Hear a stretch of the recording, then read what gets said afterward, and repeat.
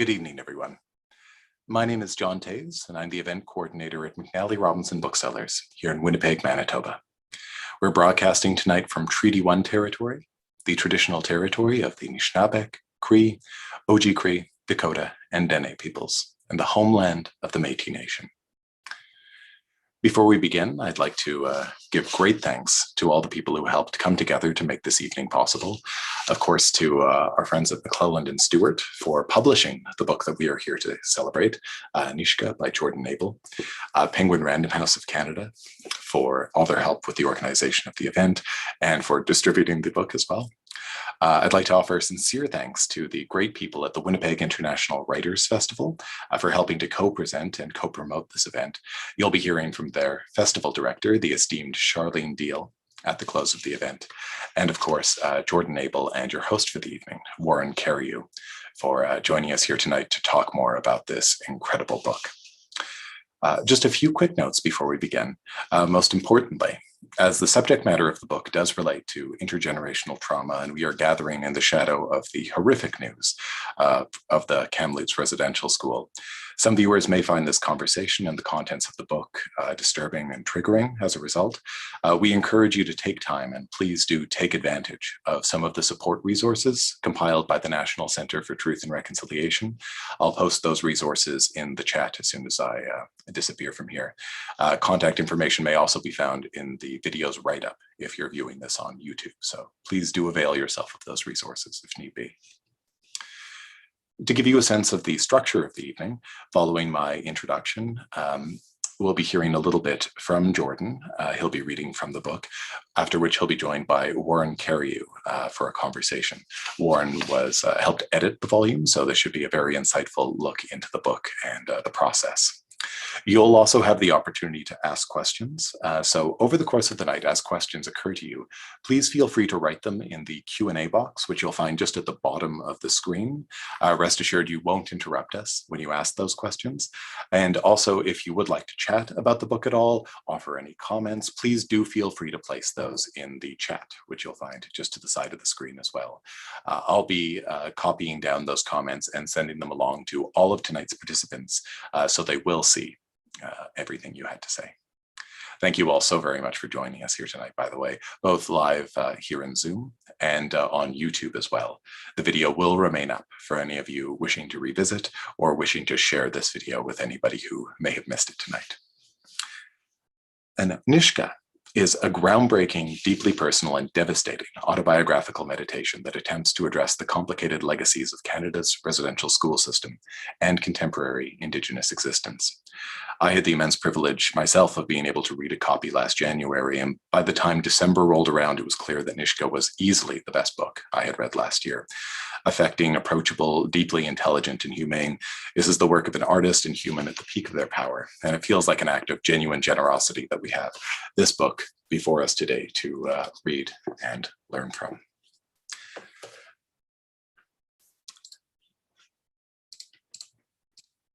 Your host for the evening is Warren Cariou. He was born in Meadow Lake, Saskatchewan, into a family of mixed Métis and European heritage. He teaches in the Department of English, Film and Theatre, and directs the Center for Creative Writing and Oral Culture at the University of Manitoba. He was also substantially involved in the editorial process of the book, so again, this promises to be a very insightful interview indeed. Our author tonight, Jordan Abel, is a NISHGA writer from Vancouver. He is the author of The Place of Scraps, the winner of the Dorothy Livesey Poetry Prize, Uninhabited, and Injun, winner of the Griffin Poetry Prize. In my mind and in the mind of many others, he's one of the most innovative poets in this country and beyond. So his gifts are incredible. And if you haven't read his poetry before, I would highly recommend it. His work has been anthologized in The New Concrete, Visual Poetry in the 21st Century, The Next Wave, an anthology of 21st century Canadian poetry, Best Canadian Poetry, Counter-Desecration, a glossary for writing within the Anthropocene, and The Land We Are, Artists and Writers Unsettle the Politics of Reconciliation. Abel's work has been published in numerous journals and magazines, including Canadian Literature, the Capilano Review, and Poetry is Dead, and his visual poetry has been included in multiple exhibitions worldwide. Abel recently completed a PhD at Simon Fraser University and is currently working as an assistant professor in the Department of English and Film Studies at the University of Alberta, where he teaches Indigenous literatures and creative writing. Please join me in virtually welcoming Jordan Abel. Hey everyone. Thank you so much, John, for that amazing introduction and for setting up a bit of a framework for my work. I totally appreciate it, and thank you all for being here. It's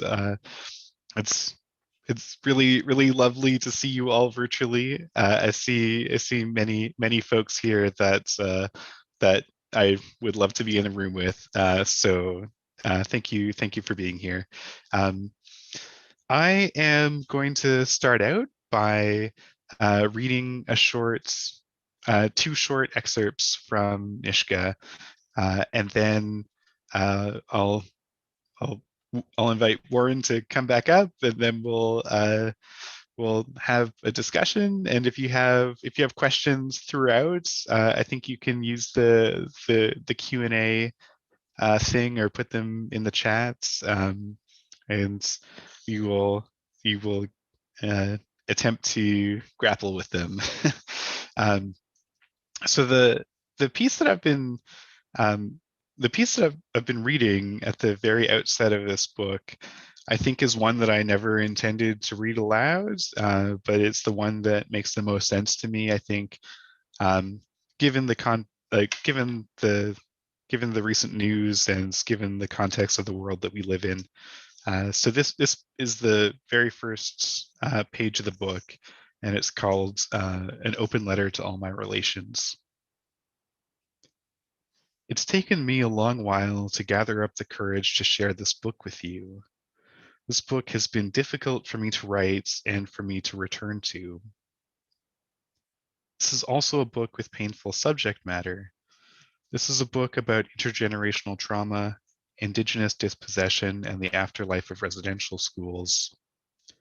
It is also a book that is about sexual and physical violence, lateral violence, depression, suicide, and self-harm. While I ultimately hope that this will be a book that helps people, I also want you to take care of yourself first. If now is not the time, there will be another time. And the second piece I want to read to you is an excerpt from a talk I did at the TransCanada's conference in 2017 at the University of Toronto. Hello, my name is Jordan Abel. I am a NISHGA writer from Vancouver, BC.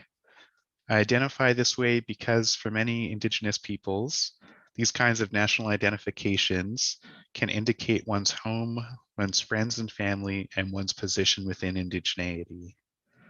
Likewise, these kinds of national identifications can often also be an indicator of which community or communities we are accountable to. For example, Layli Long Soldier identifies as a citizen of the Oglala Lakota Nation. Louise Erdrich identifies as being of both Chippewa and German American descent. N. Scott Momaday identifies as being Kiowa. Leslie Marmon Silko identifies as having Laguna Pueblo, Mexican and Anglo-American heritage. Marie Anhart Baker identifies as being Anishinaabe from the Little Saskatchewan First Nation in Manitoba. That being said, these kinds of national identifications do not always adequately account for the complexity and plurality of Indigenous identity. For some Indigenous peoples, they simply do not tell the whole story. For example, when I say that I am NISHGA, you might assume that I grew up in Kincolith, BC, like my grandparents. You might assume when I say that I am NISHGA that I speak NISHGA. You might assume that my writing reflects on NISHGA knowledge, NISHGA worldviews, and NISHGA understandings. Then again, you might not assume any of those things. A few years ago, during the City of Vancouver's Year of Reconciliation event, I was at a dinner meeting at a restaurant on Water Street. I was one of a few poets that was commissioned to write a poem in response to the Truth and Reconciliation Commission. The initiative was called Reconciliation Through Poetry. The work that the poets were engaging with was meant to honor the work of Chief Robert Joseph. At the dinner meeting, the poets, along with a few administrators, talked with Chief Robert Joseph, exchanged stories, and discussed what reconciliation meant for both Indigenous and non-Indigenous peoples. After a while, Chief Joseph directed his attention to me and asked me where I was from. I told him that I was NISHGA and that my grandparents were from Kincolith. After a few moments, he said, "You're not really NISHGA. Some of my friends are NISHGA. Do you know how I can tell? If you were really NISHGA, you would have said NISHKA with a K sound. NISHKA. You said NISHGA with an SH sound." You know, I didn't really know how to respond to that. My grandparents are NISHGA, my dad is NISHGA, but to a certain extent, he was right. I wasn't born in Kincolith. I was born in Vancouver, moved when I was very young, and essentially grew up in Ontario. Does that make me less NISHGA? And what does it mean anyway to be NISHGA with a K sound? And what does it mean to be NISHGA with an SH sound? What does it mean to be NISHGA but to have grown up removed from the NISHGA community? What does it mean to be Indigenous if your relationship to community has become severed somehow?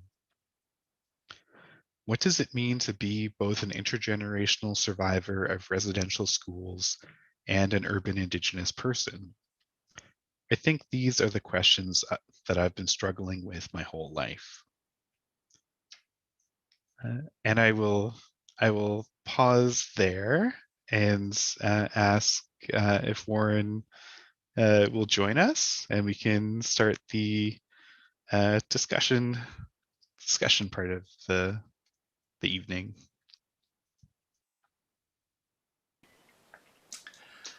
Hi, thanks for that really powerful reading, Jordan. I want to thank all of our audience members and thank everyone who's made this this event and this conversation possible. It's a real honor for me to be here and to have this discussion with Jordan. We have talked about this book quite a while now. There's quite a history that I'm fortunate to have in relation to this story. It was first version of it was written as a dissertation, and I was the external examiner on that, so I got to read it earlier on, and then was very fortunate to have this chance to work on the manuscript along with other amazing editors at McClelland Stewart. So thank you, and I guess there's so much to talk about, and there's a relatively short amount of time here, but I just want to congratulate you, Jordan, on bringing this book to fruition. This is I can see, and I know this is such an important such an important story to you, but it's such an important story for everyone. And I know I think I have some small inkling of how difficult this process has been for you, but I think this is going to make a huge difference for a lot of people.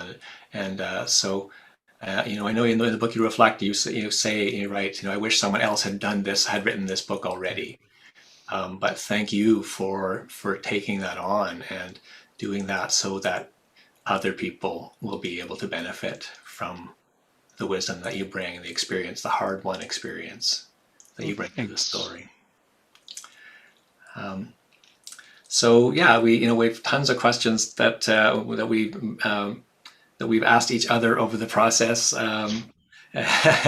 So we're revisiting in some ways. But I guess maybe one of the things I wanted to just talk about at the beginning, and this is obviously related to what you've just read for us, is the importance of telling the difficult stories, of telling those difficult truths. And the truth that we have learned from Kamloops and the difficulty of folks in our communities to hear that is really, really something I can see, just filtering across the country.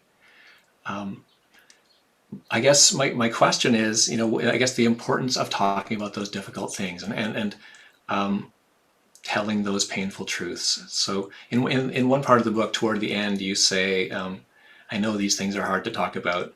That's actually one of the reasons I have continued to write this book.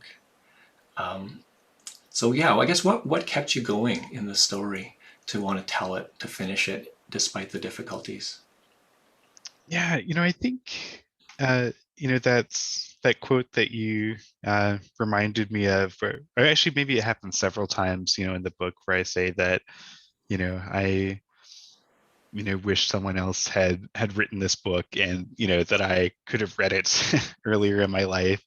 Like I still feel that I still feel that way sometimes, and I think, it was, such a difficult process to attempt to address all of these truths that I, at various points, felt like, I was unable to articulate them properly.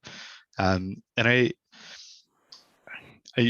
want to answer that question by saying that, I kind of think about this book, NISHGA, as being problem-based writing sometimes, where the problem is intergenerational trauma, and also kind of my life as well.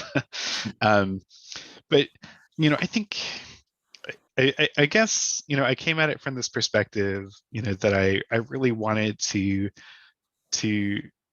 address, in the most nuanced, complicated way, what intergenerational trauma could look like, and how the afterlife of residential schools have impacted my life. I think mostly because, I think that's a source of misunderstanding for a lot of people. I think it's not. And I think it's not easy to understand those experiences, in the first place, for both Indigenous and non-Indigenous peoples. I think, we all come, we all have, different perspectives, and, they're not all, all encompassing. I still need to learn about each other, I think, to think through what it means to be human in this world.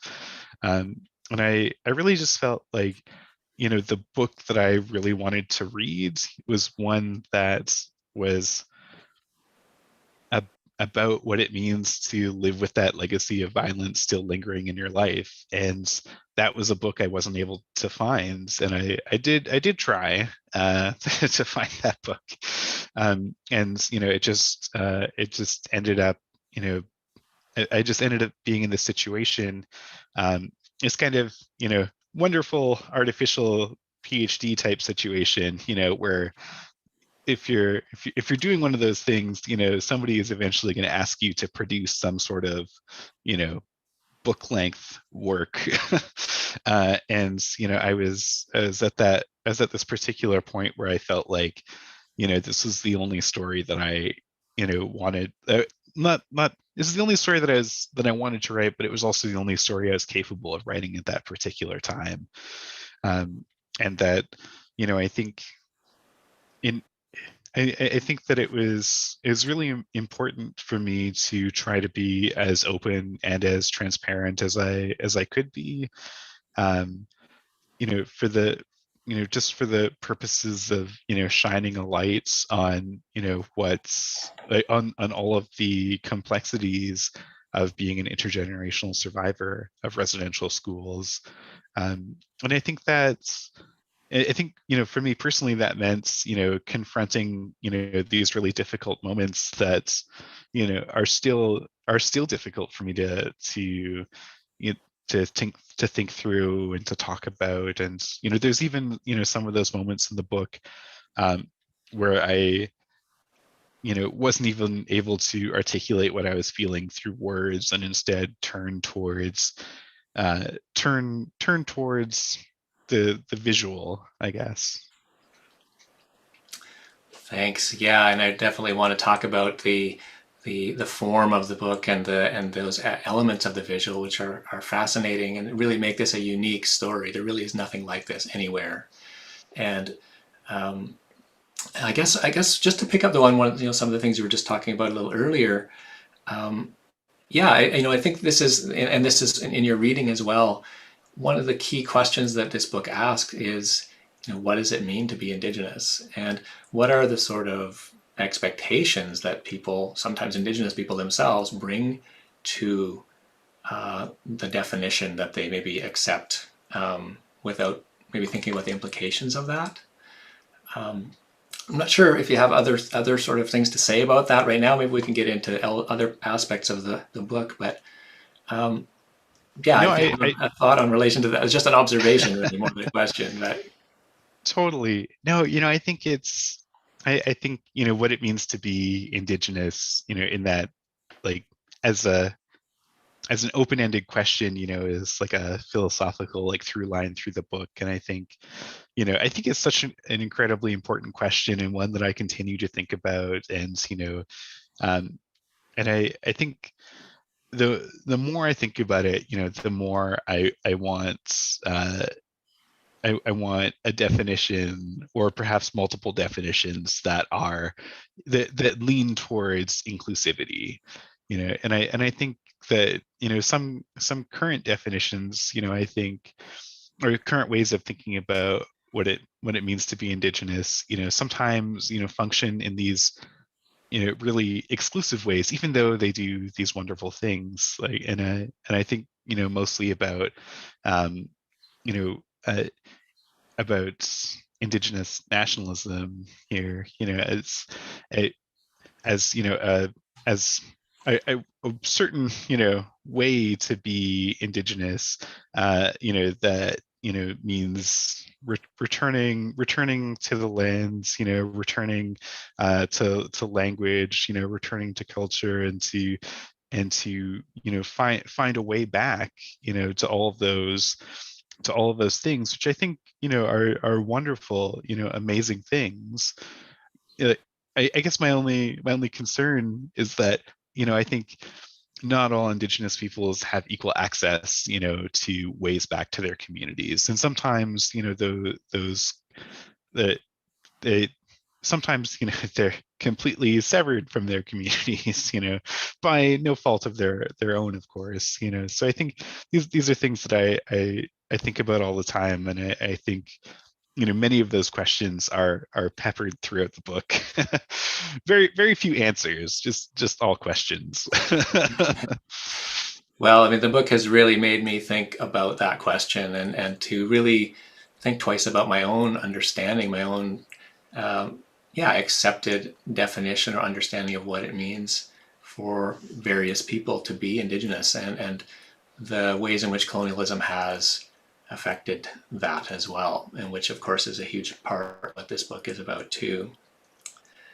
I guess some of the other things that I would really like to follow up on are in relation to the form and the structure and the style of the book. And you are known as a poet, and as an experimental poet, I guess a conceptual poet.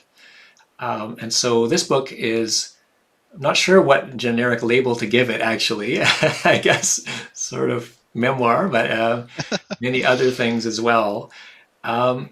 So, and it has, just for the listeners to get a clearer sense, it has many other subforms in it. So there are transcripts, there are the letter, like there are two letters, like the one that you read at the beginning, and then there are the images as well.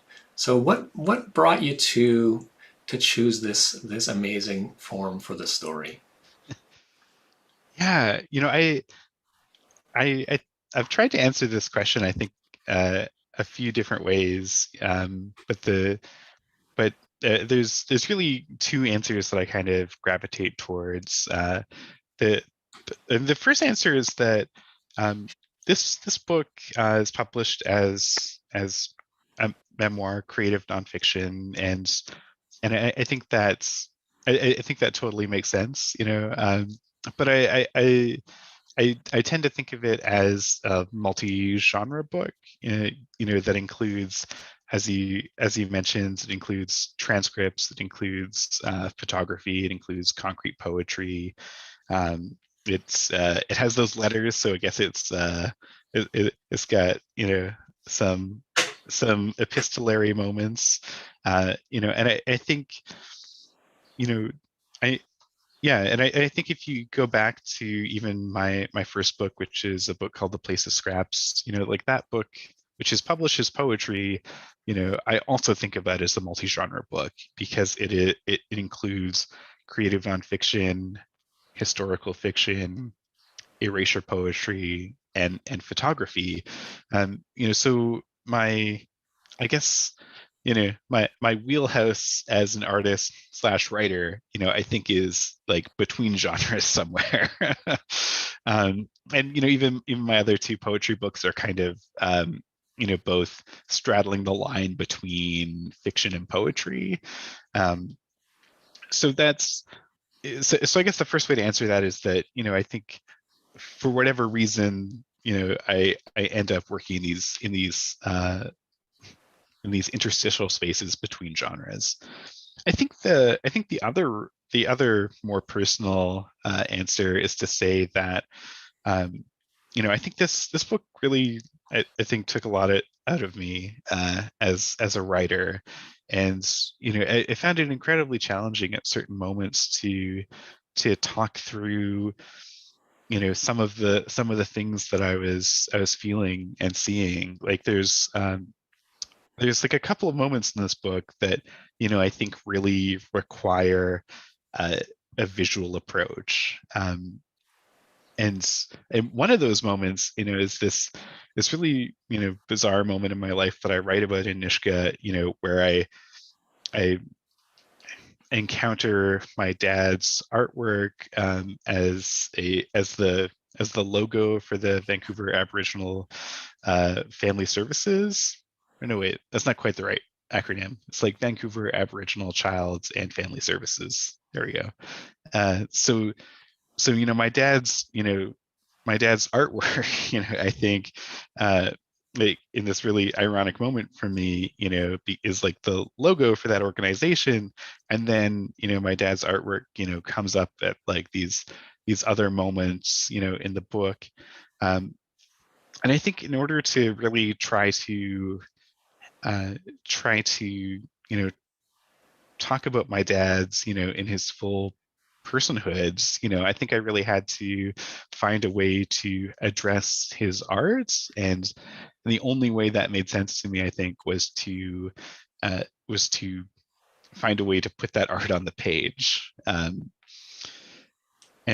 yeah, I think as you say, like I think there's this is a really a strange book in many ways because it takes cues from so many different genres, but the way I imagine it in my head is that there's a kind of narrative trajectory, and then like in parallel there's a kind of visual trajectory, and they mirror each other in certain moments or reflect each other, but they're ultimately separate trajectories that speak to different aspects of the central issues.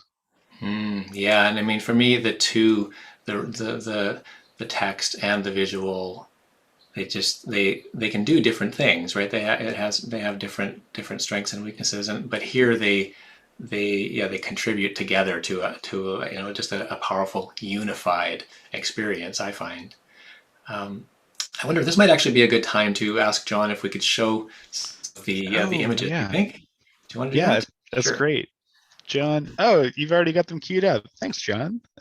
That's great.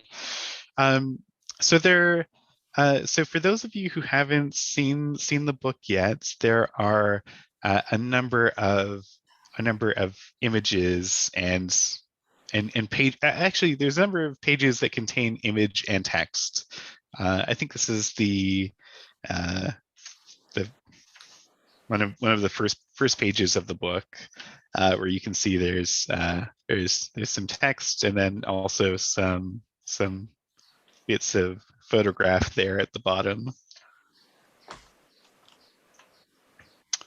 And this is oh yeah, this is one of the kind of middle section pieces where there's these two eye like shapes that come out of my dad's artwork, and the right eye here, um, the background is a photograph, or it's a doubly exposed photograph, and then the left eye, the background is this text that's called Empty Spaces that appears right towards the end of the book.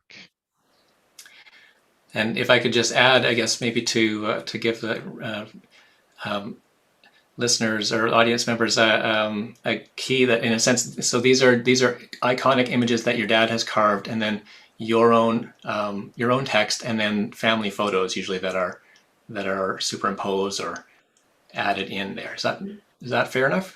Totally, yeah. And I think, you know, the way I've talked about some of these images before, in particular, like the way they combine with the text, is that, you know, at a certain point in this process, I really felt necessary for me to put my dad's artwork in conversation with my own artistic works. And my you know, my work tends to be mostly textual. Oh, this is one of the double exposure photographs. Oh, you can totally see me as a baby in there. Yeah, so you know, I really wanted, you know, my dad's work and my work to be in conversation with each other, because, you know, we never had those moments, you know, or we still haven't had those moments, you know, to connect outside of our artworks, and it felt like it was really important, you know, for my work to speak to his, and vice versa. And I was talking with one of my friends the other day, and she said that felt like the most hopeful section of the book. You know, that there was, you know, like that, you know, those pieces, you know, where there's both text and image, that they really, you know, are intertwined, you know, in these very particular ways. And this is, you know, one of the killer whales that my dad painted, and behind it you can see the doubly exposed photograph. You know, I think one of the interesting things to me, looking back at these images, you know, is that there's always this kind of tension, between, well, after a certain point, there's always this kind of tension between text and image, that the text and the image are always revolving around each other in different ways, or uh, or positioned in relation to each other, in ways that, you know, have some sort of friction. I think, like this piece with the hands, you know, I think, like that, like the photograph, you know, that's in the background of the hand is one of my personal photographs, and, you know, the text is is Empty Spaces, which is, you know, part of my artistic one artistic project. You know, so there's this way in this particular photograph where, or this particular page image, you know, where my work kind of occupies both the background and the foreground, but is also literally shaped by my dad's artwork. I haven't quite figured out how to talk about this particular one yet, but I find this image really compelling. Me too. Yeah, and you know what? As you've been talking about the process, you know, this book, as you have mentioned, you know, this book is about intergenerational trauma, but in these, it really does seem like intergenerational collaboration, or co-creation in a way, and that I absolutely agree with your friend. There is a sense in which that we really feel a kind of hope there, a kind of possibility in through art. Totally. Yeah, it's absolutely a collaborative work, you know, because so much of the so many of the shapes, you know, are literally my dad's artwork, and I'm just, you know, curating them and moving them around a little bit. But I think for sure it's a collaborative process. Yes, absolutely. So we've got a question or two here. So I wonder, we'll turn to one of these, if that's okay. Sure. And I've got more, of course, if we run out of ones from the audience. I thought we should bring some in. So this is from an anonymous attendee, but thanks, Jordan, for your candor and strength and willingness to grapple with such difficult and personal topics. Would you be able to speak to the ways in which academia and academic environments influenced or complicated your experience with an ability to confront your experiences and your identity? I'm particularly thinking about the Western structure and ideologies in Canadian academic institutions. So, good question. Yeah, no, that's a great question. I think about this actually in a number of different ways, and perhaps I'll like broaden the scope a little bit here too. That this book took on a very particular shape, in part because it is written in the context of a PhD program, where it was mostly a dissertation. Although maybe not the usual shape a dissertation would take. But I think I did feel compelled, as I was writing it, to try to have these moments where I attempted to appease my supervisors in whatever capacity. I don't know if they feel that way. I don't know if they feel abused. But I did think about that, as I was writing the book. And I think in terms of like the way the academy, I think has shaped these questions about identity for me. I think I would say, I think part of my frustration, with the narrowness of Indigenous nationalism actually, came out of all of these academic readings, that really, were really beholden to those ideas, and I think didn't have much room.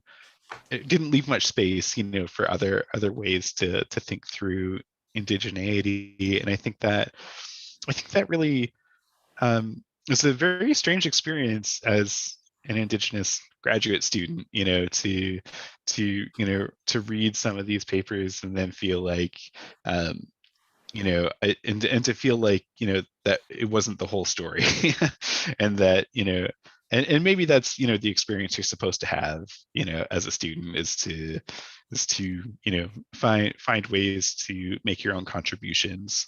But I definitely, I felt something there very acutely that I think really shaped this book and shaped some of those questions.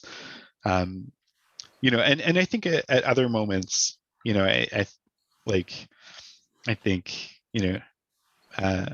academia as a whole, sometimes, has real problems, like understanding understanding what it means to be like an Indigenous student, in a classroom. And I think I've confronted some of those I've been in some of those moments and had some of those bizarre confrontations, and that has also shaped me in other ways, I guess. Hopefully that kind of helps to answer that question.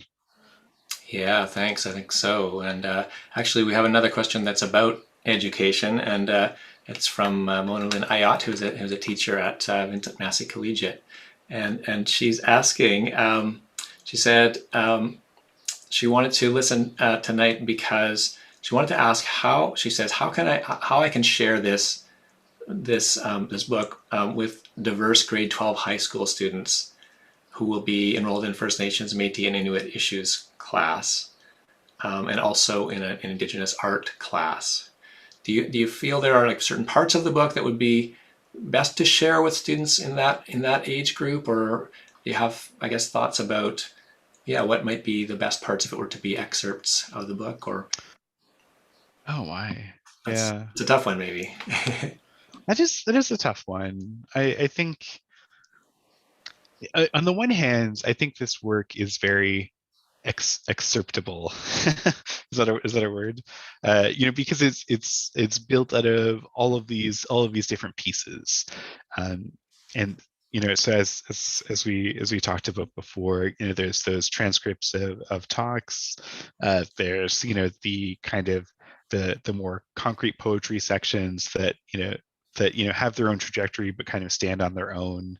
And then there's all of these, small sections of creative nonfiction where that are called notes in the book.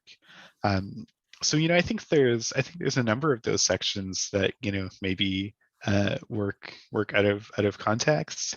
I could tell you for sure that the most popular section to excerpt so far has been the TransCanada's talk that appears towards the beginning of the book, and it's a section that's I think about 40 pages long that begins on page 35, and that one,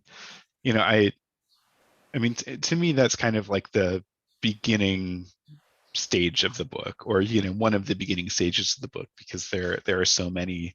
But when I gave that talk, I think I was really trying to introduce myself to the people in that room and introduce them to my artistic practice, and also to the major issues that I was attempting to grapple with. So to me, that would be the section to pull out, if that makes sense. But I mean, I would put in a very strong argument for teaching the whole book because it's so interconnected and so rich as well. So I hear it's a short read too. Like that many folks have said so far that they read it all through in one sitting. So I think that's potentially a possibility. Although I do think it's a book that is very difficult in some ways. I think the actual turning of pages difficulty, I think, is not so high. Yeah. I was going to ask if this is also maybe a good moment to talk about editing. Sure.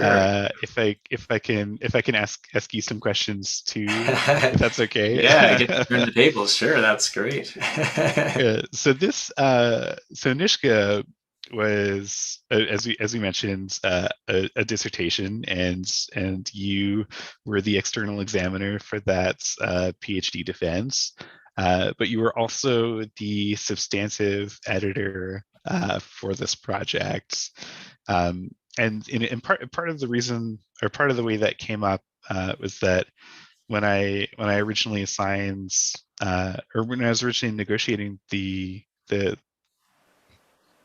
sale of the book, I guess, I had asked McClelland Stewart if they could provide an Indigenous substantive editor, and they agreed, and that was a really amazing moment for me, and I'm so glad that they did agree, because we could bring you in, Warren. So I guess maybe my question for you is, what were the challenges or experiences of editing this book, and how did you think through it? Yeah, that's it's really cool to have this chance to think back on that. I guess one of the things that I thought about a lot in the first time I read it as a dissertation, but then of course later in the editing process, was I was really just thinking a lot about readers, about who will this book reach, and how will it impact them. I've read the book I don't know how many times. Every time it has seared me. It is a story that is so powerful.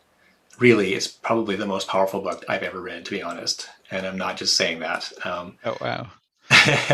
And so, but I thought a lot about that because, that power of the story I just want to be, want to think about how that will affect people in positive ways, and how people will carry that story with them.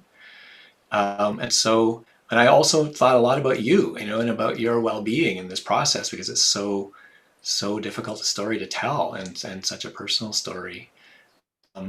So I guess, those were things that I guess, maybe any editor would think about, but I guess in the context, for me knowing a little bit more, I guess, about the Indigenous experience and the history of colonization, I guess those were things I started thinking more about. And, that's where we were talking about the opening of the book, or how people would first be introduced to what is in it.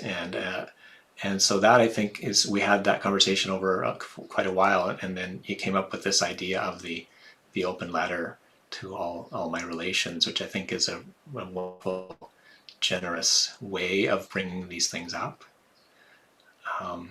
Totally. Well, in my memory of our of that process, I think the opening of the book and the closing of the book, changed, fairly substantively, like throughout our work together. And I think, I mean, like they changed for different reasons, but from what I can recall, I think there was this conversation that several people had brought up, about the beginning of the book, and about whether or not a trigger warning needed to be included. And I think that was, from my perspective, if more than one person brings up the same issue, I think it's totally worth looking at. It might be worth looking at it, just one person brings it up too, but if several people do, I think it's a really important thing to focus on. And I thought that the feeling that was there for me was that this was such a difficult book to encounter in some ways, and to read, and could potentially like be really difficult to get through sometimes, if you don't anticipate what's coming. And I thought that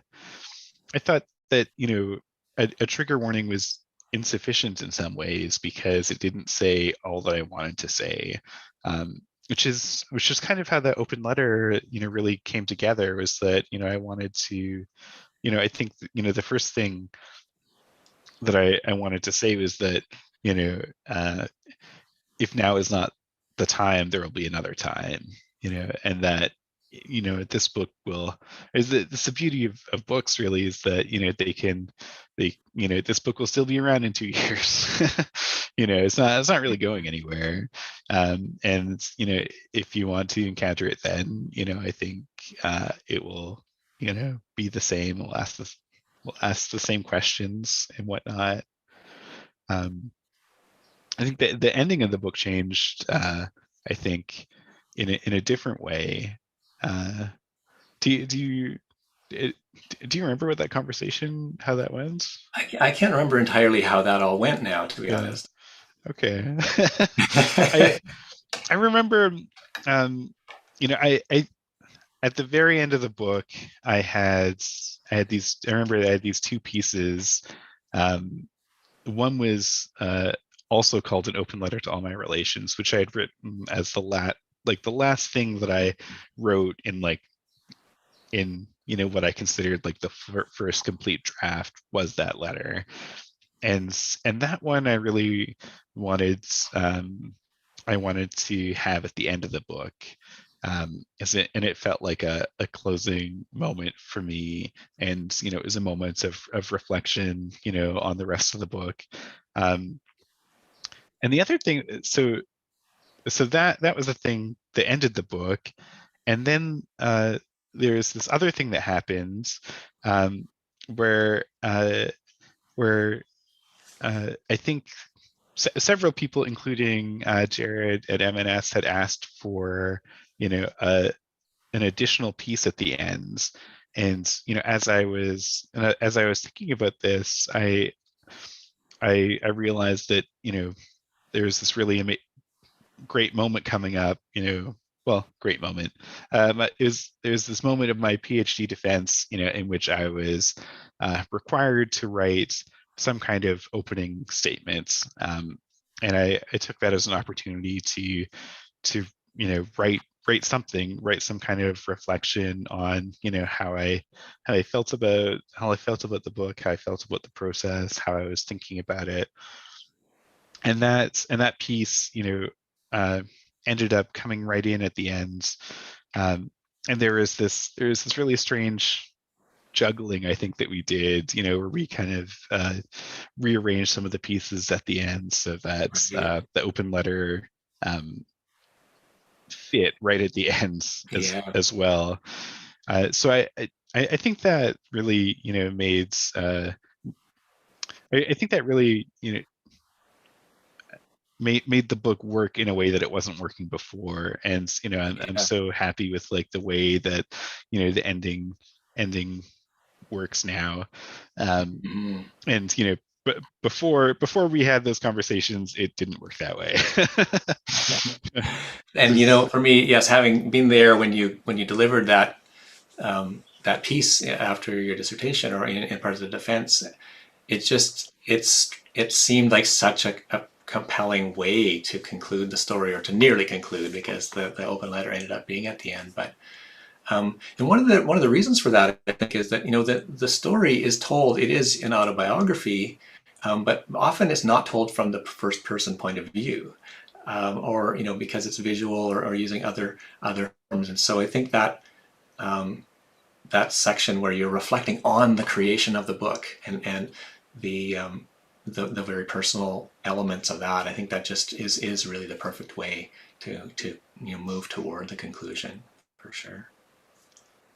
Yeah, no, that makes so much sense to me, actually. Like that those pieces both have the first person I in them, probably more than any of the other pieces in the book do. Yeah. Yeah, Cool. yet another way that this book, moves between genres, I guess. But yeah, I think it really worked well in terms of just bringing home the personal part of the story at the end. So we do have one more question here. Sure. And this is from Melanie Dennis Unruh, one of our PhD graduates at the U of M. And Melanie is asking, she says, thanks for this beautiful book and radical act of care. And I absolutely agree that that's what it is. She says, I remember when you were here as the writer in residence at the Center for Creative Writing and Oral Culture. Do you recall what part or parts of the book you were writing while you were here? And so, so this is yet another way in which our paths have crossed, as I'm the director of the center. And it was amazing to have you here. And this was, I guess, just after you had won the Griffin for poetry. And you were working on a project which was, I thought, to be your dissertation, but I didn't know what was NISHGA. And so it was only later I realized you were working on this book while you were here. So any recollection of what parts or some elements of how Winnipeg may have come into the story? Winnipeggers always want to know that. Yeah. I wrote a bunch of this book in Winnipeg at that residency, and I think the sections that I was working on were actually some of the sections that required transcription. So I had all these documents with me, and many of them appear in this book, but I received this box of archival documents from my mom at some point, and I remember much of what I was doing initially was just transcribing all of those documents so that I could I could, kind of hold them up and see which ones, made sense and which ones didn't, and which ones, worked in the context of this book. And many of them actually made it into the book, and, many of them didn't, for various, sometimes ethical reasons, sometimes, just length reasons. But that was, that was the actual writing I was doing during that residency. But I think, maybe more importantly, like I was having all these conversations with you, Warren, and many with Melanie Braith, who's here as well. And I think a lot of those conversations really helped inform my thinking on this book, and some of the conversations ended up in the book as well. And I think that was a really important creative moment in my life where I just had the rights. I was in the right place, had the right people around me, had enough, time and space to do something. And, I think when you have those moments, you really just have to, take them and run with them. Yeah. Well, we'll claim you as an honorary Winnipeg writer for at least a good chunk of NISHGA anyway. Sounds good. So I guess we're getting close to the end of our time here. So I don't know if you have any last words to leave the audience with. One thing I did want to say is that NISHGA actually prompted me to go back and reread and rethink all of your previous work as well. And that's one of the other incredible things that this book has done. And so for anyone who's read some of Jordan's other poetry, I think this is another reason why you'll find NISHGA so fascinating, and it will make you go and pick up those other volumes again and rethink them, because you get this whole other context and this whole other set of connections that it makes these incredibly rich poems even richer. So I think that's just another thing I really appreciate about this book. Cool. Yeah. I mean, I think I totally appreciate that. And I mean, so much of NISHGA is made up of all these artist talks where I, attempt to talk about my other work. And it seems like it seems like it's a book that attempts to capture my my artistic life, alongside all of these questions I have about indigeneity.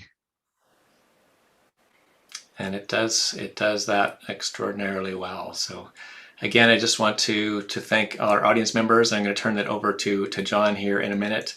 But just thank you, Jordan, for being here to talk about this book. I know this is not easy to talk about these things as well. And I think, but it's just it's such an important story. And I really hope that many people read this. And I know I've had people recommending it to me. Actually, people who didn't know I was involved in editing. Oh. You've got to read this book.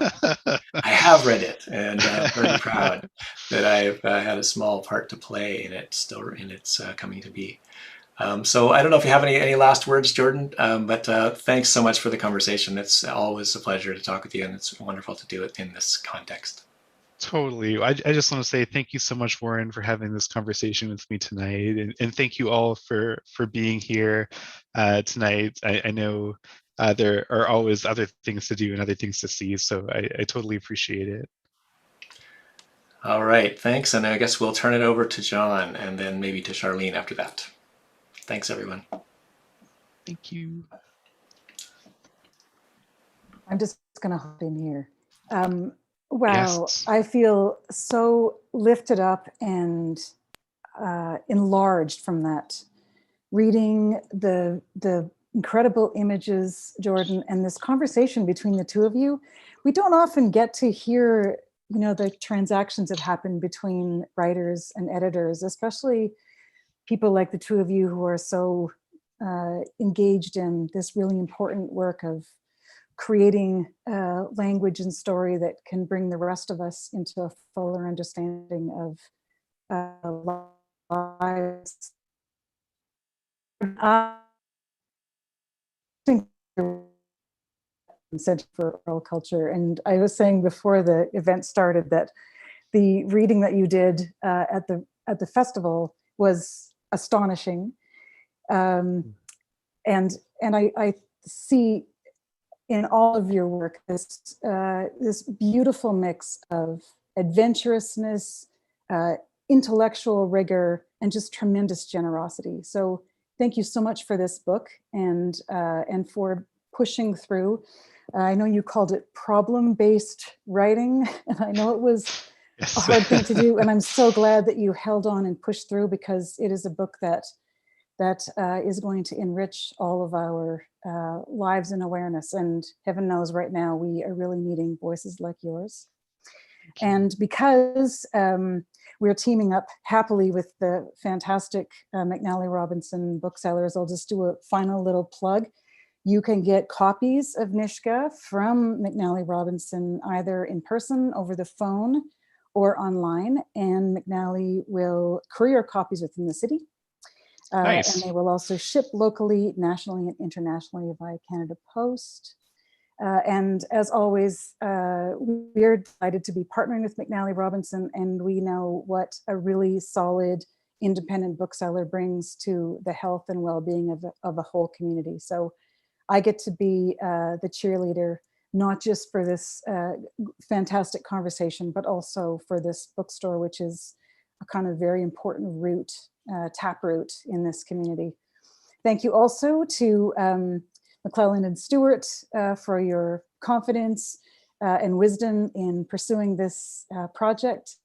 And thanks to all of you who've come tonight to soak up this extraordinary conversation. Thank you, Jordan. Thank you, Warren. Thank you, John. And thank you, everyone who's come tonight. So, thank you guys so much. Thanks, everyone.